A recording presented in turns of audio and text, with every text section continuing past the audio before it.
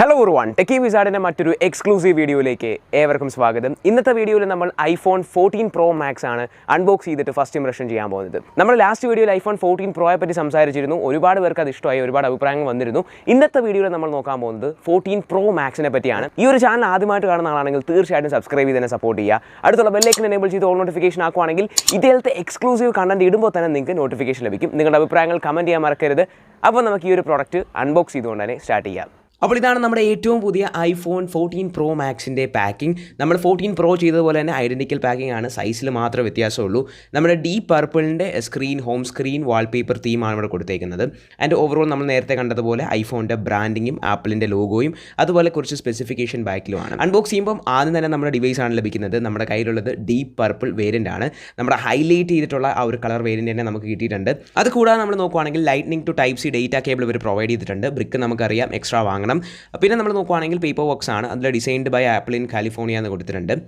സിമ്മിറ്റിട്ട് പിന്നും അതുപോലെ തന്നെ ഒരു ആപ്പിൾ സ്റ്റിക്കറും കുറച്ച് പേപ്പർ വർക്ക്സാണ് ഇവിടെ കൊടുത്തേക്കുന്നത്. ആൻഡ് ഓവറോൾ ഇത്രയുമാണ് ആപ്പിൾ iPhone 14 Pro Maxിൻ്റെയും പാക്കിംഗ് എക്സ്പീരിയൻസ്. ഫോണിലേക്ക് കിടക്കുന്നതിന് മുമ്പ് ഈ ഒരു ഡിവൈസ് നമുക്ക് എക്സ്ക്ലൂസീവായിട്ട് അൺബോക്സ് ചെയ്തിട്ട് ഫസ്റ്റ് ഇംപ്രഷൻ ചെയ്യാനുള്ള ഓപ്പർച്യൂണിറ്റി നൽകിയത് cellpointadoor എന്ന് പറയുന്ന സ്മാർട്ട് ഫോൺ ഷോപ്പാണ്. അപ്പോൾ ഇത്തരത്തിലുള്ള ബ്രാൻഡ്സ് ഇറക്കുന്ന എക്സ്ക്ലൂസീവ് ഫോണുകൾ എക്സ്ക്ലൂസീവായിട്ട് സ്വന്തമാക്കാൻ നിങ്ങൾക്ക് cellpointadoor കോൺടാക്ട് ചെയ്യാവുന്നതാണ്. കോൺടാക്റ്റിൻ്റെ ഡീറ്റെയിൽസ് എല്ലാം ഞാൻ ഡിസ്ക്രിപ്ഷനിൽ കൊടുത്തിട്ടുണ്ട്. അപ്പോൾ നമുക്ക് നേരെ നമ്മുടെ ഫോണിലേക്ക് വരാം. ആദ്യം തന്നെ നമുക്ക് ഈ ഒരു സ്റ്റിക്കർ പീൽ ഓഫ് ചെയ്യാം.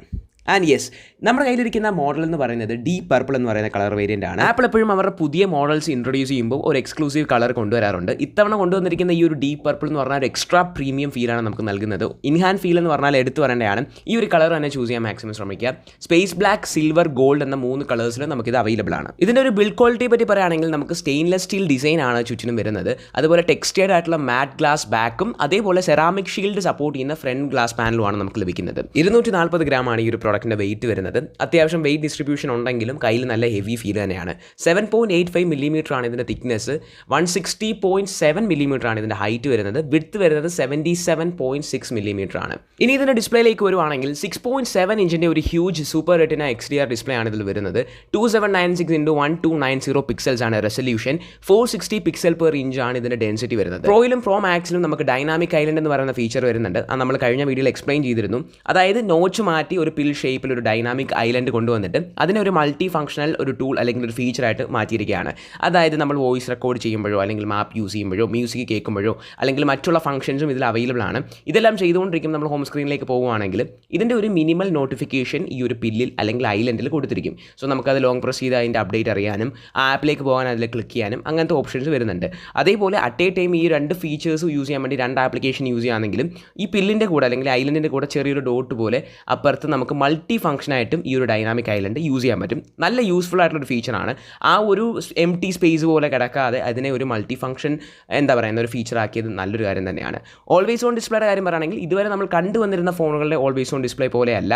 ഇതിൽ നമുക്ക് ആ ഒരു കസ്റ്റം വാൾപേപ്പർ ഉണ്ടെങ്കിൽ അതിനെ ഡിം ആൻഡ് ബ്രൈറ്റ് ആക്കുന്ന ഒരു സിസ്റ്റമാണ് വന്നിരിക്കുന്നത്.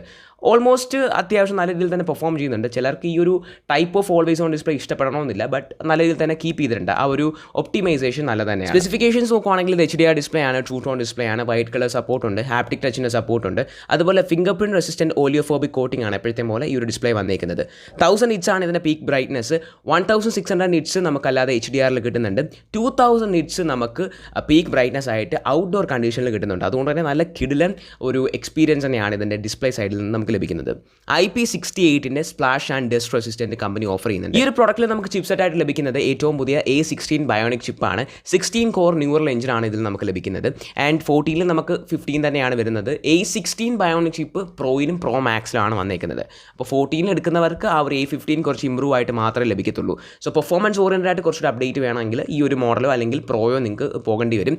ആൻഡ് ഇതൊരു ഇനീഷ്യൽ ഇംപ്രഷൻ ആയതുകൊണ്ട് തന്നെ നമുക്ക് അധികം രീതിയിൽ ഈ ഒരു പെർഫോമൻസിനെ ജഡ്ജ് ചെയ്യാൻ സാധിക്കില്ല. ഇനി ഇതിൻ്റെ ക്യാമറ സിസ്റ്റം നോക്കുവാണെങ്കിൽ 48 മെഗാ പിക്സലിൻ്റെ മെയിൻ ക്യാമറയാണ് ഈ ഒരു പ്രോഡക്റ്റിൽ നമുക്ക് ലഭിക്കുന്നത്. 12 മെഗാ പിക്സലിൻ്റെ അൾട്രാ വൈഡും 12 മെഗാ പിക്സലിൻ്റെ ടെലിഫോട്ടോ ലെൻസും ഇതിൽ വരുന്നുണ്ട്. ഫോട്ടോണിക് എഞ്ചിൻ്റെ പെർഫോമൻസ് ഇതിൽ എടുത്ത് പറയേണ്ടതാണ്. ഇതിനകത്ത് ഒരു പ്രോസസ്സിംഗ് ഒക്കെ കുറച്ചുകൂടെ ബെറ്റർ ആയിട്ടുണ്ട്. അതുപോലെ സ്മാർട്ട് HDR4 സപ്പോർട്ടിൽ വരുന്നുണ്ട്. സഫയർ ക്രിസ്റ്റൽ ലെൻസ് കവർ ഇതിലുണ്ട്. അതുകൊണ്ട് തന്നെ ഡ്യൂറബിലിറ്റി കുറച്ചുകൂടി ബെറ്റർ ആവുമെന്നാണ് ആപ്പിൾ അവകാശപ്പെടുന്നത്. നൈറ്റ് മോഡിൽ കുറച്ചുകൂടെ ബെറ്റർ ആയിട്ടുള്ള പെർഫോമൻസ് ഈ ഒരു പ്രോഡക്റ്റ് ഓഫർ ചെയ്യുന്നുണ്ട്. പിന്നെ ഇതിൻ്റെ വീഡിയോ നോക്കുവാണെങ്കിൽ നമുക്ക് 4K 60 FPS വരെ മെയിൻ വീഡിയോഗ്രഫി പറ്റും. സിനിമാറ്റിക് വീഡിയോഗ്രഫിയുടെ കേപ്പബിലിറ്റി നോക്കുവാണെങ്കിൽ 4K 30 FPS നമുക്ക് ഷൂട്ട് ചെയ്യാൻ പറ്റും. അപ്ഗ്രേഡ് ആയിട്ടുണ്ട്, അതെന്തായാലും നല്ലൊരു കാര്യം തന്നെയാണ്. പിന്നെ ഇതിൽ നമുക്ക് ആക്ഷൻ മോഡ് എന്ന് പറയുന്ന മോഡ് അവൈലബിൾ ആണ്. നമ്മളിപ്പോൾ 4K to 60 FPS action mode enable ചെയ്യുകയാണെങ്കിൽ 2.8K ആയിട്ട് അത് റെഡ്യൂസ് ആവുന്നുണ്ട്. പക്ഷേ അത്യാവശ്യം നല്ല എഫക്റ്റീവ് ആയിട്ടുള്ള ഒരു പെർഫോമൻസ് ഇതിൻ്റെ സ്റ്റെബിലൈസേഷനിൽ വരുന്നുണ്ട്. അപ്പോൾ ആക്ഷൻ മോഡ് കൊണ്ട് വലിയൊരു വ്യത്യാസമൊന്നുമില്ല, എന്നാൽ പോലും അത്യാവശ്യം കുറച്ചുകൂടെ ബെറ്റർ സ്റ്റെബിലൈസേഷൻ ഉണ്ട്. പിന്നെ എടുത്തു പറയണമെന്ന് എനിക്ക് തോന്നിയത് 0.5x തൊട്ട് നമ്മൾ 1x 2x 3x ഒക്കെ ആയിട്ട് നമ്മൾ വീഡിയോ എടുത്തുകൊണ്ടിരിക്കുമ്പോൾ ഷിഫ്റ്റ് ചെയ്താലും നല്ല സ്മൂത്ത് ആയിട്ട് തന്നെയാണ് ഷിഫ്റ്റ് ആവുന്നത്. അപ്പോൾ ഓവറോൾ വീഡിയോഗ്രാഫേഴ്സിനും വ്ളോഗേഴ്സിനും ഒക്കെ നല്ല രീതിയിൽ തന്നെ ഇംപ്രൂവ്ഡ് ആയിട്ടുള്ള വീഡിയോസും ഫോട്ടോസും ഒക്കെ നമുക്ക് ഇതിൽ എടുക്കാൻ സാധിക്കും. ഇനി ഇതിൽ ഫ്രണ്ട് ക്യാമറ നോക്കുവാണെങ്കിൽ 12 മെഗാ ഫ്രണ്ട് ക്യാമറയാണ് നമുക്ക് ലഭിക്കുന്നത്. അത്യാവശ്യം നല്ല രീതിയിലുള്ള സെൽഫീസും വീഡിയോസും നമുക്ക് ഫ്രണ്ട് ക്യാമറയിലും ഷൂട്ട് ചെയ്യാൻ പറ്റുന്നുണ്ട്. 4K to 60 FPS തന്നെയാണ് ഫ്രണ്ടിലും സ്പെസിഫിക്കേഷൻ വരുന്നത് വീഡിയോയുടെ കാര്യത്തിൽ. ഞാൻ കഴിഞ്ഞ വീഡിയോയിൽ പറഞ്ഞിട്ടുണ്ട്, നമുക്ക് ക്യാമറയുടെ കാര്യം പറയുകയാണെങ്കിൽ ഒരുപാട് കാര്യങ്ങൾ പറയാനുണ്ട്. അപ്പോൾ ഒരു സെപ്പറേറ്റ് വീഡിയോ ചെയ്യാൻ ഞാൻ എന്തായാലും ട്രൈ ചെയ്യുന്നതായിരിക്കും. സെറ്റിംഗ്സിൽ നമുക്ക് ക്രാഷ് ഡിറ്റക്ഷൻ ഓൺ ചെയ്യാനുള്ള ഓപ്ഷൻ ഉണ്ട്. അപ്പോൾ അത് എനേബിൾ ചെയ്യുകയാണെങ്കിൽ നമുക്ക് ഇങ്ങനെ ഒരു ക്രാഷ് സംഭവിക്കുകയാണെങ്കിൽ അത് എമർജൻസി കോൺടാക്റ്റിൽ അറിയിക്കുന്നതായിരിക്കും. അങ്ങനെ ഒരു സിസ്റ്റം ഇതിൽ വന്നിട്ടുണ്ട്. അതുപോലെ തന്നെ സാറ്റലൈറ്റ് കമ്മ്യൂണിക്കേഷൻ ഇപ്പോൾ കറൻറ്റ്ലി നമുക്ക് അവൈലബിൾ അല്ല. അതുകൂടെ വന്നിരുന്നെങ്കിൽ അതൊരു എക്സ്ട്രാ എലഗൻറ്റ് അല്ലെങ്കിൽ ഒരു ഭയങ്കര വലിയൊരു ഫീച്ചറായിട്ട് നമുക്ക് പറയാൻ പറ്റുമായിരുന്നു. പിന്നെ നമ്മളിതിൻ്റെ കണക്ടിവിറ്റി നോക്കുകയാണെങ്കിൽ 5G കണക്ടിവിറ്റിയാണ്. ഞാൻ പ്രോയിൽ പറഞ്ഞതുപോലെ ഓൾമോസ്റ്റ് 22 ബാൻഡ്സിൻ്റെ കാര്യങ്ങൾ ഇതിൽ മെൻഷൻ ചെയ്തിട്ടുണ്ട്. അതേപോലെ തന്നെ NFC കേപ്പബിലിറ്റി ഇതിൽ നമുക്ക് അവൈലബിൾ ആണ്. ഇത്രയും നാളും കൊണ്ടുവന്നിരുന്ന ആ ഒരു ഫേസ് ഐഡി തന്നെയാണ് ബയോമെട്രിക് ആയിട്ട് ഇതിൽ നമുക്ക് വരുന്നത്. അനിമേഷനിൽ മാറ്റം ഉണ്ടായതല്ലാതെ ഒരു ഫിംഗർ പ്രിൻറ്റ് പോലുള്ള പുതിയൊരു സിസ്റ്റമോ ഒന്നും ഇതിൽ വന്നിട്ടില്ല. അപ്പോൾ ആ ഒരു പോരായ്മ എന്നും ഈ ഒരു ടൈപ്പ് ഓഫ് ബയോമെട്രിക്കിൽ കാണും. സോ ഞാനിപ്പോഴും സാറ്റിസ്ഫൈഡ് അല്ല ഫിംഗർ പ്രിൻറ്റ് ഇതിൽ കൊണ്ടുവരാത്തതുകൊണ്ട്. അപ്പോൾ ആ ഒരു ഫേസ് ഐഡി തന്നെയാണ് നമുക്ക് ഇതിൽ ലഭിക്കുന്നത്. മൾട്ടിമീഡിയയുടെ കാര്യം പറയുകയാണെങ്കിൽ വീഡിയോ പ്ലേ ബാക്കിൽ നമുക്ക് HDR with Dolby vision, HDR10, HLGയുടെ സപ്പോർട്ട്സ് വരുന്നുണ്ട്.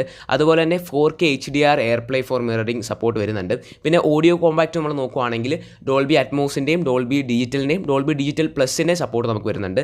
സ്പെഷ്യൽ ഓഡിയോ പ്ലേ ബാക്ക് നമുക്കിതിൽ അവൈലബിൾ ആണ്. 14 Pro Maxന് നമുക്ക് വീഡിയോ പ്ലേ ബാക്ക് 29 hours ആണ് പറഞ്ഞേക്കുന്നത്. അതേപോലെ തന്നെ സ്ട്രീംഡ് ആയിട്ടുള്ള വീഡിയോ പ്ലേ ബാക്കിന് 25 hours ഓഡിയോ പ്ലേ ബാക്കിന് 95 hours ആണ് പറഞ്ഞേക്കുന്നത്. രണ്ട് ഫോണുകളിലും നമുക്ക് പ്രോയിലും പ്രോ മാക്സിലും നമുക്ക് മാക്സ് സേഫ് വെച്ച് 15 വാട്ടിൽ വയർലെസ് ചാർജിങ് സപ്പോർട്ട് ചെയ്യും. ഇനി ചാർജിങ്ങിൻ്റെ കാര്യം പറയുകയാണെങ്കിൽ ആ ഒരു ക്ലീഷേ 20 watt അഡാപ്റ്റർ മാത്രമാണ് നമുക്കിതിൽ സപ്പോർട്ട് ചെയ്യുന്നത്. അഡാപ്റ്റർ നമുക്കില്ല, അതാണ് സപ്പോർട്ട് ചെയ്യുന്നത്. അപ്പം ഇതിൽ ഞാൻ സാറ്റിസ്ഫൈഡ് അല്ല. ഇപ്പോൾ വരുന്ന എല്ലാ ഫോണുകളിലും നമുക്ക് മാക്സിമം എത്രയോ 67 ഒക്കെ മിനിമം ആയിട്ടെങ്കിലും നമുക്ക് വരുന്നുണ്ട്. ഈ ഒരു ഡിവൈസിൻ്റെ ഈ ഒരു പ്രൈസ് റേഞ്ച് നോക്കുവാണെങ്കിൽ നമുക്ക് ഒരുപാട് ലേറ്റ് ആയിട്ടുണ്ട്. ഇതുവരെ നമുക്ക് ഫാസ്റ്റ് ചാർജിങ് സപ്പോർട്ട് വന്നിട്ടില്ല, ബ്രിക്കും ഇല്ല. അതൊരു പോരായ്മ തന്നെയാണ്. 14 Proയുടെ വീഡിയോയിലും ഞാൻ പറഞ്ഞിട്ടുണ്ട്, നമുക്ക് iOS 16 ആണ് ഇതിലെ വൺ ഓഫ് ദ ഹൈലൈറ്റ് ആയിട്ട് നിൽക്കുന്നത്. ആ ഒരു ഡൈനാമിക് ഐലൻഡിൻ്റെ പ്രവർത്തനമായാലും എല്ലാം iOS 16 ആണ്. iOS 16 നമുക്ക് കാത്തിരുന്ന ഒരുപാട് ഫീച്ചേഴ്സ് വന്നിട്ടുണ്ട്. നമ്മുടെ കസ്റ്റമൈസേഷൻ ആയാലും ഒപ്റ്റിമൈസേഷൻ ആയാലും എല്ലാം കുറച്ചുകൂടെ ബെറ്റർ ആയിട്ടുണ്ട്. So UI experience at the top നോച്ചിൽ തന്നെ ഇപ്പോഴും കാണും. ഈ ഒരു പ്രോഡക്റ്റിൻ്റെ പ്രൈസ് നമ്മൾ നോക്കുവാണെങ്കിൽ 128GB വേരിയൻറ്റിന് 1,40,000 രൂപയാണ്. 256GB വേരിയൻറ്റിന് 1,50,000, 512GB വേരിയൻറ്റിന് 1,70,000, 1TB വേരിയൻറ്റിന് 1,90,000 രൂപ. അതായത് ഓൾമോസ്റ്റ് 2 ലക്ഷം രൂപ അടുപ്പിച്ചാണ് ഇതിൻ്റെ മാക്സിമം പ്രൈസ് ആയിട്ട് വരുന്നത്. കൊടുക്കുന്ന പ്രൈസിന് വെർത്താണെന്നുള്ളൊരു കാര്യം ആപ്പിളിൻ്റെ പ്രോഡക്ട്സിൽ ഞാൻ അധികം ചെയ്യാറില്ല. അതുകൊണ്ട് ആ ഒരു കാര്യത്തിൽ എനിക്ക് അഭിപ്രായം പറയാനില്ല.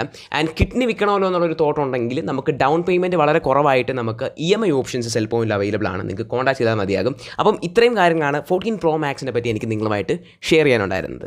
അപ്പോൾ എല്ലാവർക്കും ഇന്നത്തെ ഈ ഒരു 14 Pro Maxൻ്റെ വീഡിയോ ഇഷ്ടപ്പെട്ടെന്ന് തന്നെ വിശ്വസിക്കുന്നു. ഇനിയും ഇതത്തെ വീഡിയോസിനായി നിങ്ങൾ തീർച്ചയായിട്ടും ഈ ഒരു ചാനൽ സബ്സ്ക്രൈബ് ചെയ്യുക. അപ്പോൾ മറ്റൊരു വീഡിയോ ആയിട്ട് നമുക്ക് കണ്ടുമുട്ടാം. അതുവരേക്കും ഗുഡ് ബൈ.